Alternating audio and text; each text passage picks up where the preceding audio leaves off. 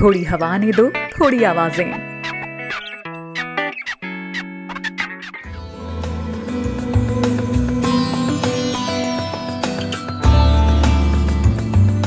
आज है 26 अप्रैल दिन रविवार। आप अभिनव श्रीवास्तव से सुन रहे हैं खिड़की इंटरनेशनल बुलेटिन। यहाँ हर रोज हम आपके लिए लेकर आते हैं दुनिया भर की अहम खबरें।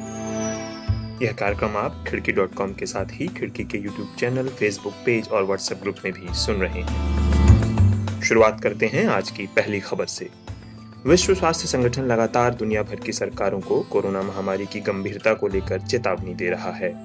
इस क्रम में संगठन ने कहा है कि इस बात का कोई प्रमाण नहीं है कि जो लोग इस वायरस के संक्रमण से ठीक हो गए हैं उन्हें यह दोबारा नहीं होगा। एक रिपोर्ट सुनते हैं रोहित जोशी से।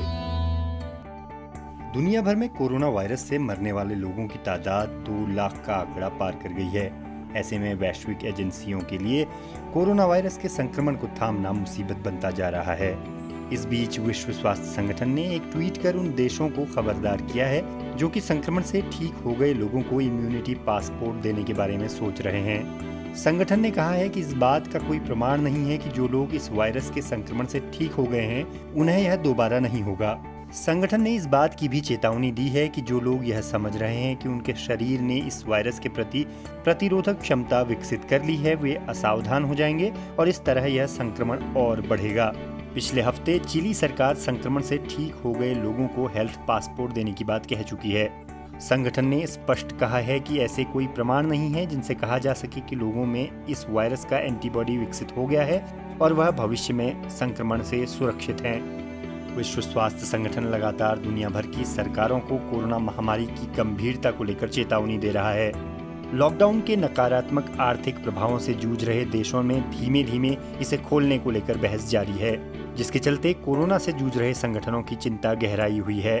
इधर कोविड-19 के लिए प्रभावी टीके को जल्द से जल्द बनाए जाने के प्रयासों में तेजी लाने के मकसद से दुनिया भर के देश साथ आए हैं और उम्मीद की जा रही है कि इस टीके को कम से कम समय में इजाद कर लिया जाएगा।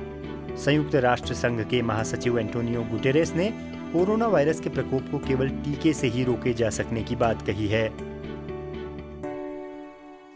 रिपोर्ट सुना रहे थे रोहित जोशी।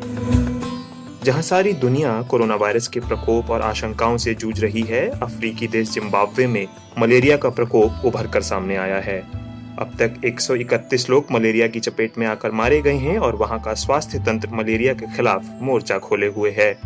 WHO ने कहा है कि वह मलेरिया के खिलाफ अपनी मुहिम को धीमा नहीं कर सकता, बावजूद इसके कि अफ्रीकी देशों में कोरोना वायरस की महामारी के बारे में भयंकर आशंकाएं जारी हैं।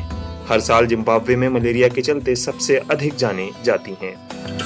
उधर एक महत्वपूर्ण घटनाक्रम में यमन के दक्षिणी हिस्सों के अलगाववादियों ने अंतर्राष्ट्रीय रूप से मान्यता प्राप्त सरकार के साथ अपना शांति समझौता खत्म करते हुए यमन के दक्षिणी हिस्सों पर कब्जा करने का दावा किया है। अलगाववादी समूह सदर्न ट्रांजिशनल काउंसिल ने एक बयान में यह दावा करते हुए कहा है कि दक्षिणी प्रांतों और सामरिक दृष्टि से अहम माने जाने वाले बंदरगाह शहर अदन पर अब उनका शासन होगा। वहीं यमन सरकार ने कहा कि अलगाववादियों के इस कदम के भयानक नतीजे होंगे। यमन के विदेश मंत्री मोहम्मद अब्दुल्ला अल हरदामी ने सऊदी अरब से इस स्थिति पर अपना रुख स्पष्ट करने को कहते हुए अलगाववादियों के इस विद्रोह के खिलाफ कदम उठाने की मांग की। बता दें कि यमन सरकार को सऊदी अरब का समर्थन हासिल है, जबकि अलगाववादी समूह को संयुक्त अरब अमीरात का समर्थन मिला हुआ है।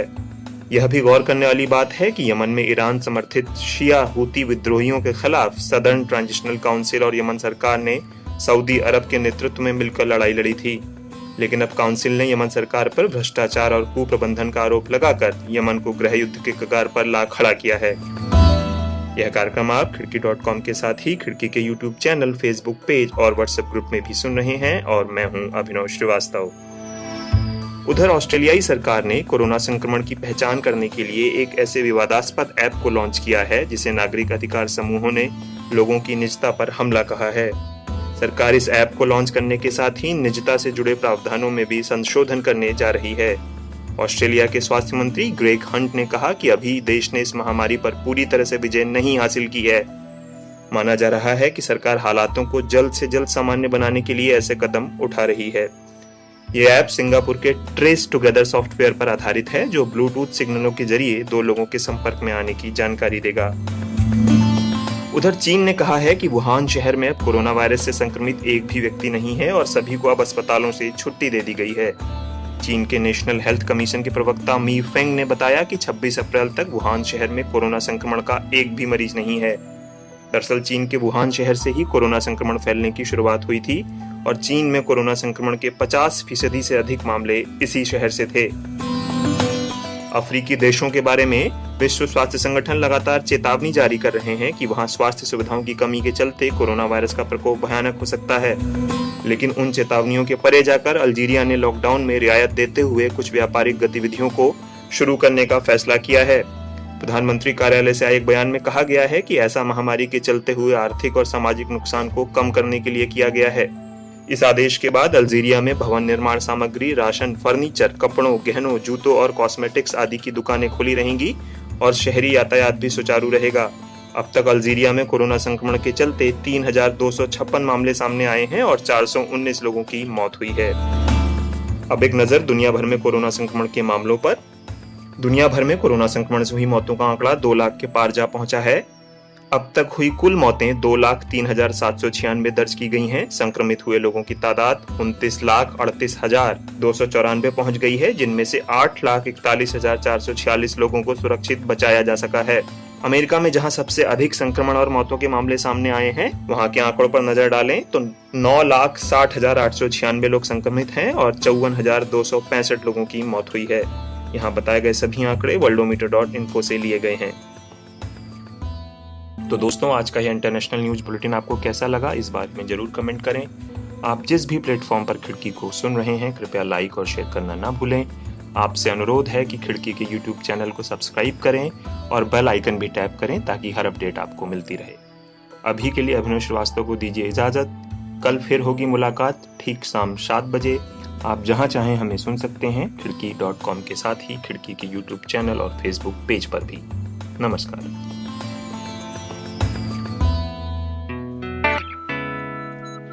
रेडियो खिड़की, थोड़ी हवा ने दो, थोड़ी आवाजें।